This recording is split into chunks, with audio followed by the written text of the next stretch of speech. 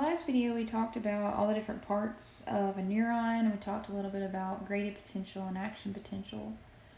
Now, what I mean by graded potential and action potential, all those are electrical signals. Okay, so your neurons function very similarly to how electrical wires in the walls function. Okay, they function by sending a current down themselves, and that current is used for communication. Okay, literally an electrical current travels down these cells.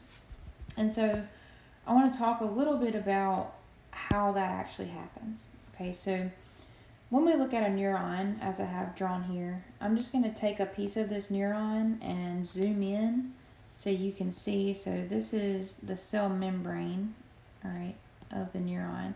And I'm going to draw it double layered because we know that all cell membranes are a phospholipid bilayer, right? We have two layers here. So this is the cell membrane of this neuron. Okay, so this is essentially the whole piece there that's been blown up. Okay, so you got one cell membrane here, and you got the other side of the membrane here. Okay, so this is inside of the cell, and this is outside of the cell.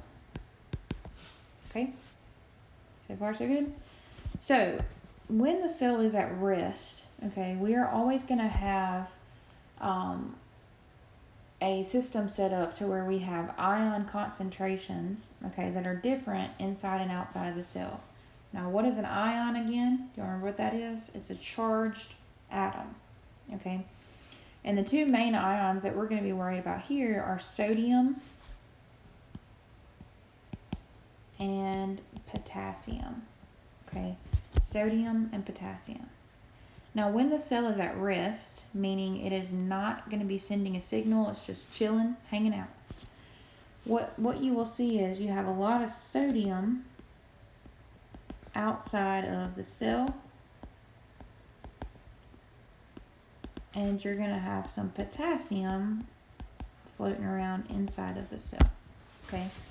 Now, also inside of the cell, you're going to have a lot of proteins that have a very negative charge to them. Okay, so what this does is it sets up a separation of charges across the membrane. So overall, you have a lot of positively charged ions outside of the cell, so that gives you a positive charge on the outside of the membrane, and you have negative charges inside of the cell because of these negatively charged proteins that are floating around inside the cell.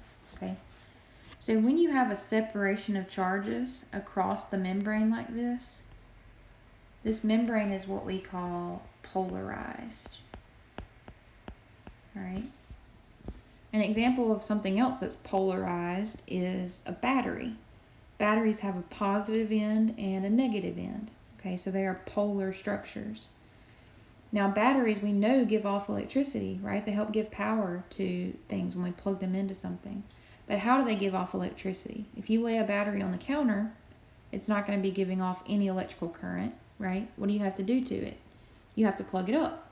And when you plug that battery up, you're connecting that positive and that negative end to one another, and you're allowing those charges to mix and to pass to one another, and that gives off an electrical current. Okay? Now, in our cell membranes, we're not going to be plugging it up into anything, but the way that we can allow these charges to mix is by opening up the membrane, right? We have channels that we can open up in our membrane to allow these ions to move in or out of the cell, okay? So when a neuron gets stimulated, we have specific channels called sodium channels that will open up first. And those sodium channels are very specific about only allowing sodium to move through. Now, what do we know about our concentration gradients here? If we open up a channel that's only going to let sodium move, where is that sodium going to want to go? It's going to want to go down its concentration gradient, right? So it's going to want to get away from all of these other sodium ions, and it's going to want to move into the cell. Okay? So when sodium moves into the cell, what does that do to these charges? Let me change my color here. What does that do to these charges? It's going to change the charges, okay? We're going to be losing positively charged ions outside of the cell. So the overall charge on the outside is going to start to become more negative, right? And on the inside of the cell, since those positively charged ions are moving in, it's going to start making the inside of the cell more positive, okay?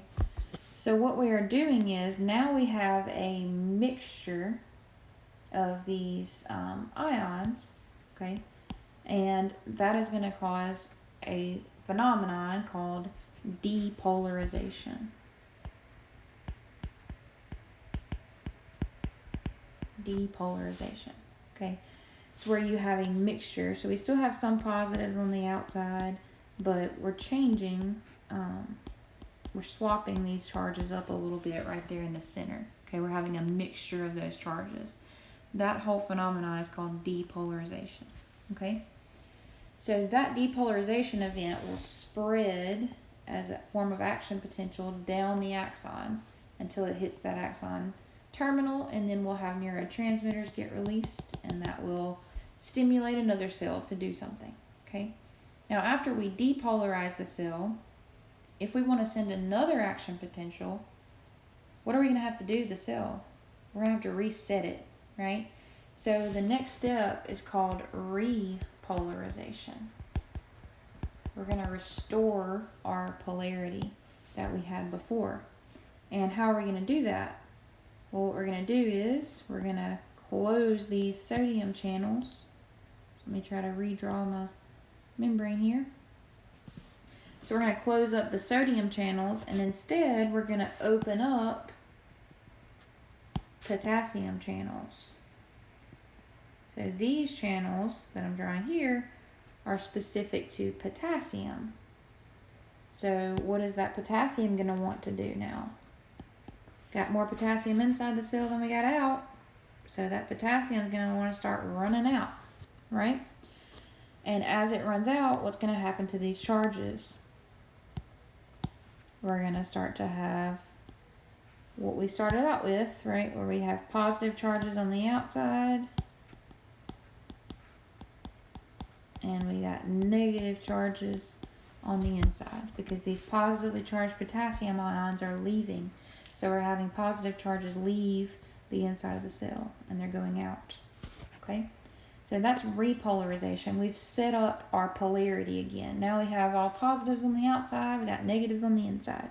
So we reset our polarity. Now, what is going to be backwards here from what we started with? Let me get over here and kind of draw what we're looking at now. So really, what we would be looking at is, now we've got a lot of sodium floating around inside the cell, right? And we got potassium floating around outside the cell, which, if you look, is the opposite of what we started with. Okay, and so we have to reset these ions here. And the way that we do that is through a sodium-potassium pump. And this pump uses ATP, okay, to pump 3 sodium ions out for every 2 potassium ions that it pumps back in. Okay, and that helps reset our concentration gradient. It helps make sure that we have sodium outside the cell, and then we got potassium inside of the cell. Okay, so again, just the movement of these ions, across the membrane, that's what's going to give off that electrical current, and that's what's going to travel down the axon and help our neurons send signals. Now, how can we speed up that electrical current? What do our axons have on them? Some of our axons, at least, that can help speed this up. They have insulation, right? I'm going to draw some insulation here. This insulation is called myelin sheath. Just like electrical wires in the walls, have insulation around them, right? You're not going to see a bare wire in your walls. You're going to have some kind of rubber coating or plastic coating insulation over that wire.